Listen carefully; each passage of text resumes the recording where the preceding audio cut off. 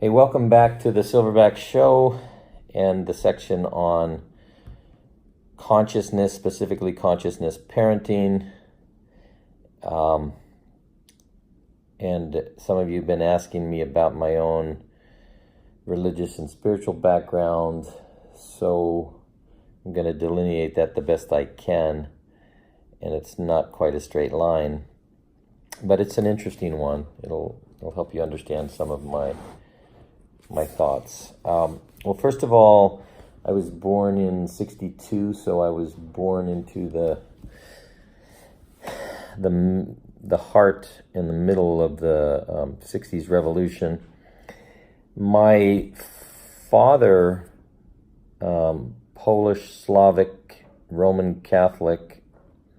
My mother, French, Canadian, Catholic. Split up when I was 9. My father was not around much because his work, he was a diver and he was traveling all over the world, so most of my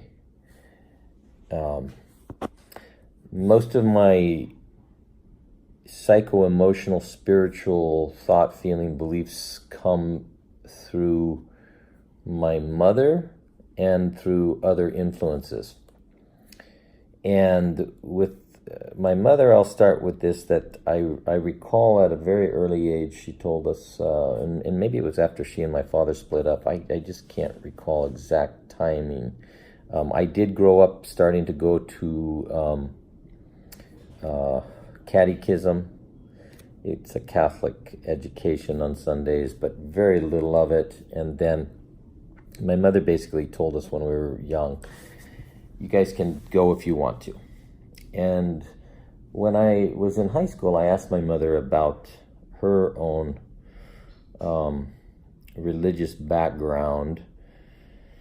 And she told me, because I said, you never really went to church much. And I said, what about your parents? And she said, well, they weren't really big churchgoers either, she said, and she got teary-eyed, and she said they were just good people.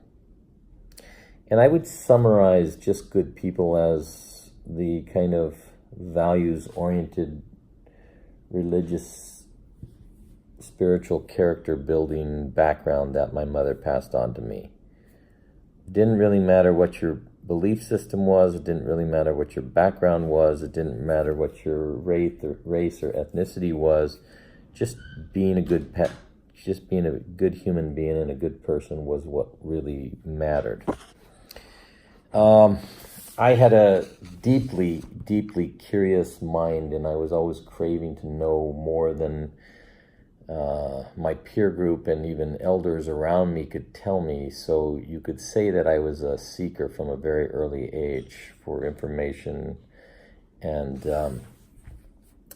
I am born a twin, an identical twin, and we could read each other's thoughts, and we developed a sort of telepathy with each other.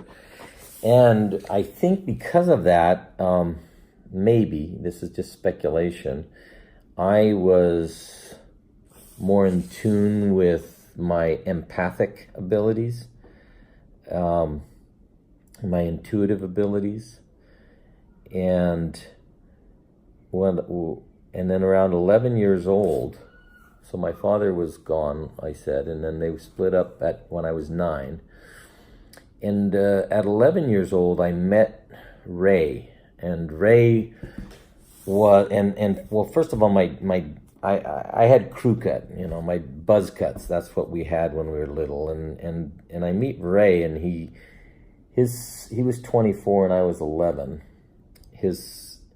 He had a 5-year-old son who had been killed accidentally, and he came back from Hawaii because his father was dying, and my father wasn't around, so we were a perfect bond. He probably needed to share something, and I was so curious and eager, and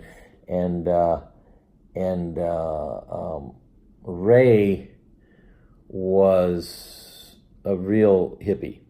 I mean, he, was somewhat of an escapist, deeply into literature, philosophy, but he was also a botanist and a horticulturist and a scientist. And so a couple things. He was studying botany and horticulture, and so he was always going out into the outback, into the backcountry, and gathering plants and bringing them back, pressing them, bringing them back, studying them.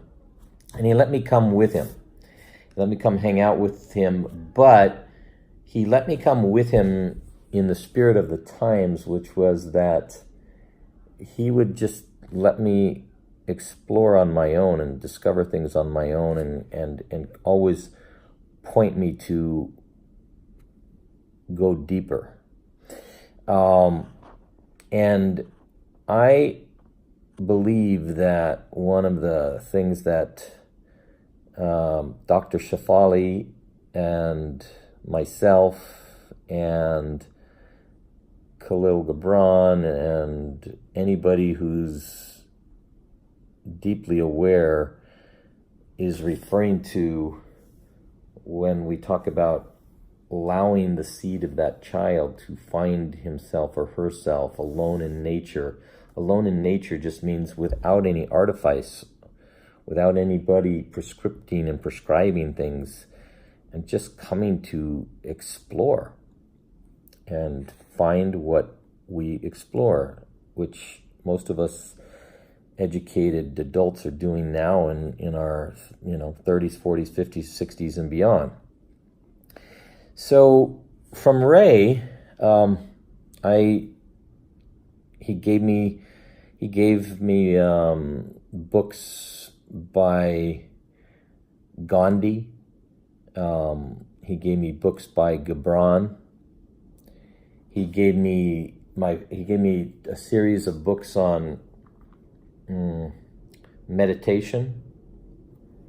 One of the books was called Concentration, and the other book was called Meditation. I can't really remember who it was by. He gave me a book called Autobiography of a Yogi by Paramahansa Yogananda.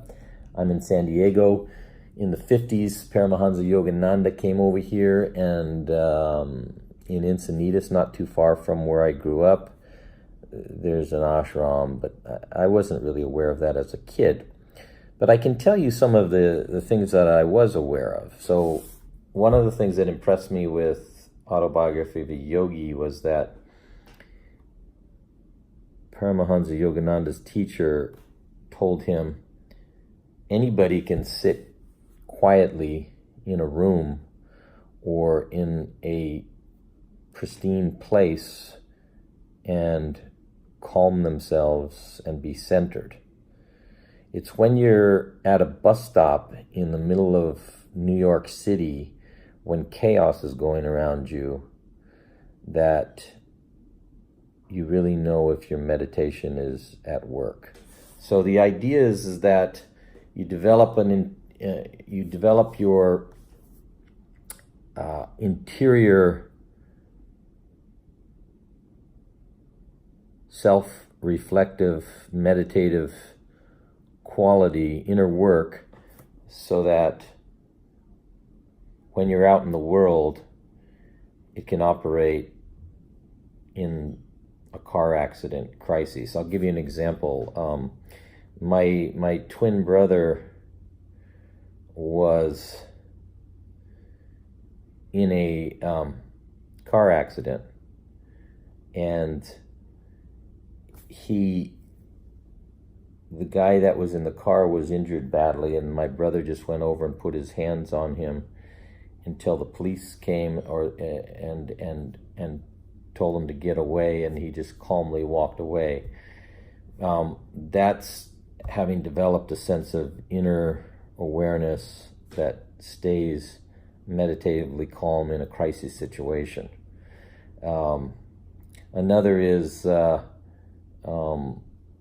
guy came out of living at the seashore for 30 years or so. A kid came out of the waves, and his fin on his board had sliced his knee off. and he was trembling and uncontrollably. And so I just put my hands there and got him to focus on his breathing, and soon he calmed down until the lifeguards came and again, said, get out of the way, and then they went about doing their thing.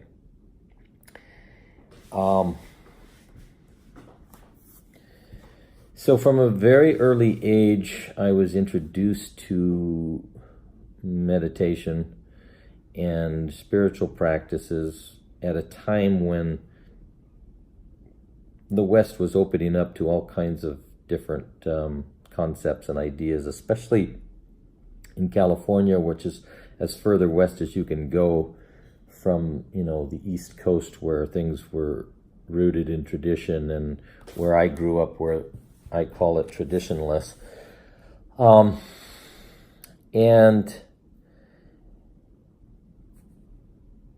we were, so when I was talking the other day to you guys about Kahlil Gibran, and when I was saying that I don't know much about Islam, well, Islam was not really something that was talked about when I was a kid. But what was talked about when I was a kid in terms of the spiritual community that I sort of inherited was Sufism, the whirling dervishes, and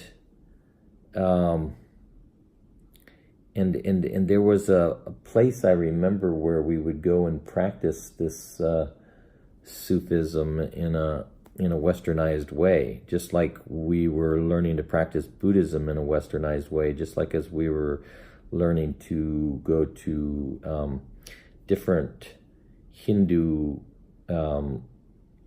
spiritual practices in the West.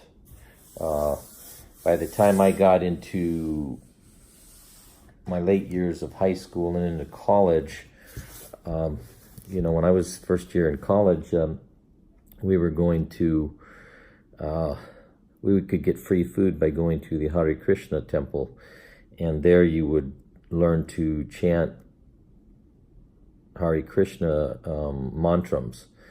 And Ray's influence was from 11 to 17, and that's also a time that that I've talked to you guys about, that the child's brain development and consciousness is ready to be led into higher levels of consciousness awareness. So some of these spiritual practices, I believe, shaped what would later become my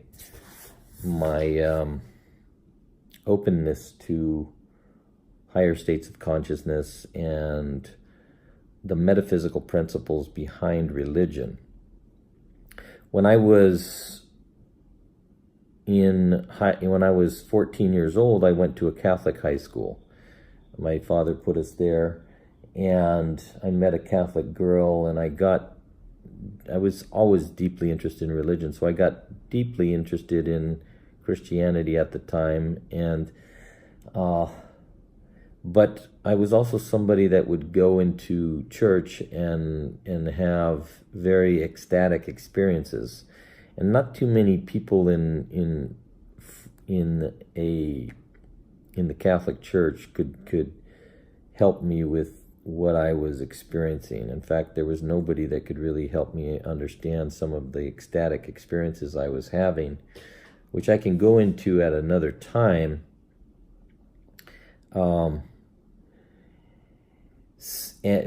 But ultimately, what I came to understand, because I did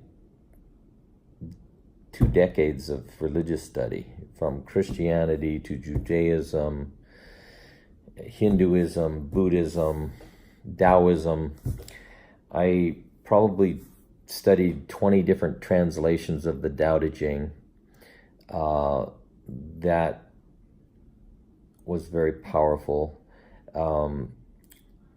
Plus, when I met Martin, I spent 7 years writing nature haiku every single day, which was definitely a meditative practice. And all of these combined with growing up close to nature and growing up barefoot and growing up like Huckleberry Finn and Tom Sawyer and not having too much city life around us, I believe, and also going out in the outback with Ray, all of this primed me for when I was 24 and I met my mentor, my last mentor from 24 to 34, who pointed me in a direction of nature. And the last 30 years I've spent down at the seashore, and most of those 30 years I spent daily writing down at the seashore. And so a meditative, consciousness-altering state became very rhythmically instinctive, intuitive, and natural for me.